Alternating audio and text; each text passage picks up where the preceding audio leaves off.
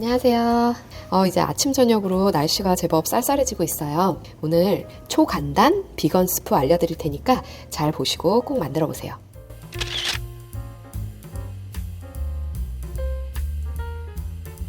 오늘 수프의 주인공은 이 버터넛 스쿼시예요. 땅콩호박. 이게 원래 좀 더 동그랗게 그 땅콩처럼 좀 생겼거든요. 근데 제가 어제 레시피 테스트 하느라고 반을 써버렸어요. 이 부분을 사용해 보도록 할게요. 이 수프는 크리미한 버터넛 스쿼시 수프이고요. 그 크리미한 맛은 이 캐슈넛으로 해줄 거예요.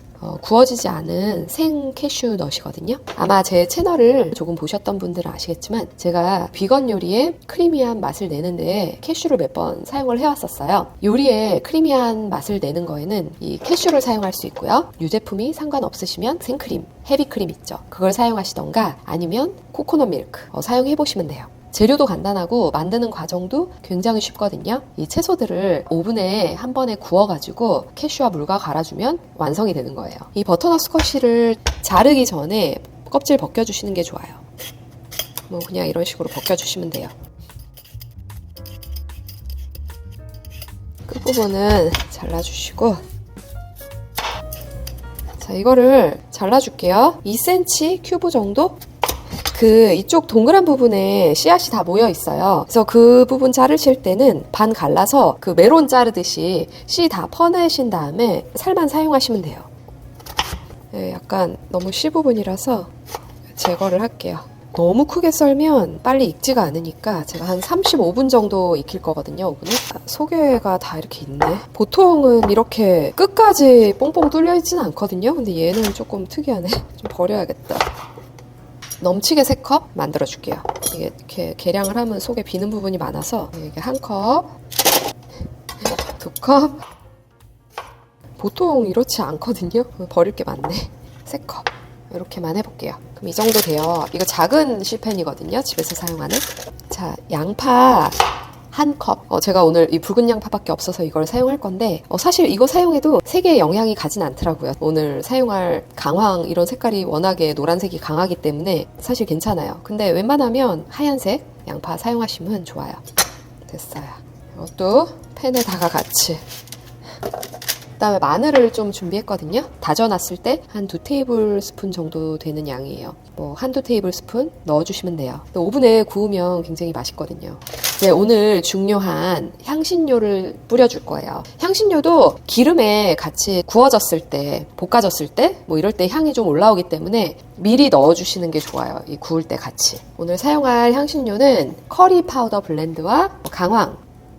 사실 커리 파우더 블렌드에 강황이 좀 들어있거든요. 근데 그냥 추가로 좀 넣어주는 거예요. 커리 파우더 대신 가람 마살라 블렌드 사용하셔도 되고요. 이거 우선 2티스푼. 너무 세다 싶으시면 1티스푼만 넣어주셔도 돼요. 2티스푼. 그다음에 강황가루를 반 티스푼만 좀 추가로 넣어줄게요. 강황가루를 또 너무 많이 넣으면 약간 흙내음 같은 게 강해지거든요. 그래서 살짝 조심해주세요. 오늘 저는 이렇게 넣을 건데 여러 가지 조합이 있을 수 있어요. 넛맥에다가 타임이나 로즈마리, 허브, 오레가노랑 그 레몬 껍질 있죠. 레몬 제스트랑 오레가노 사용하시면 약간 좀 지중해 느낌 내실 수 있고요. 뭐 파프리카도 이렇게 좀 더해주셔도 돼요. 이 훈연 파프리카 있죠. 큐민이랑 코리앤더 아주 잘 어울려요. 그러니까 여러 가지 옵션이 있으니까 가지고 계신 향신료와 허브로 조합을 해보세요. 여기에 올리브오일 2테이블스푼 정도, 소금 반 티스푼, 2분의 1티스푼 잘 섞어주세요. 됐다. 오븐 예열이 다 됐어요. 오븐은 화씨 375도에서 400도, 섭씨 190도에서 205도 사이로 구워줄 거예요. 컨벡션 기능이 있으시면 온도를 아래쪽으로 해주시고요. 컨벡션 기능이 없으시면 약간 위쪽 온도에 맞춰주세요. 저 버터넛 스쿼시가 익는 동안에 캐슈도 조금 불려줘야 되거든요. 캐슈는 불려서 갈아야지 크리미한 맛이 잘 나와요. 2분의 1컵 끓인 물을 부어서 40분 불려주세요. 미지근한 물에 불리시면 4시간 이상, 끓는 물은 40분. 충분히 잘 익었나 한번 찔러볼게요. 네, 부드럽게 잘 익었네요. 블렌더 준비해 주시고요.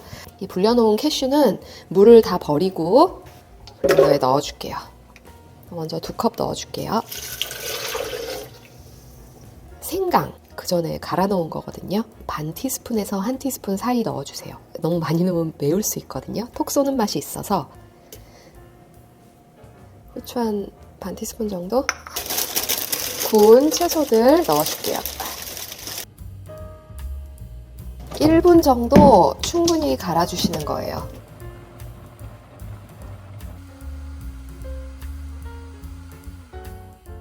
이렇게 부드럽게 잘 갈렸네요. 이제 냄비에다가 살짝 끓을 정도로만 그냥 데워줄 거예요. 약간 걸쭉하죠? 반컵 남은 물을 지금 부어줄게요. 씻어서 넣으려고.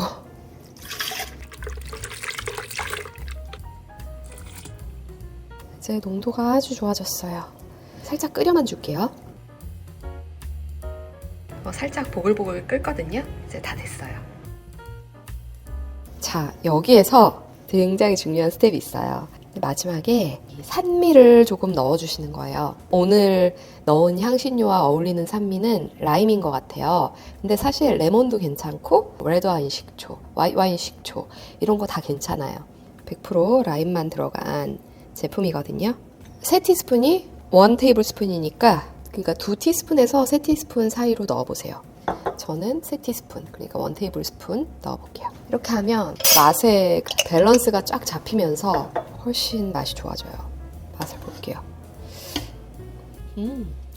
좋아요.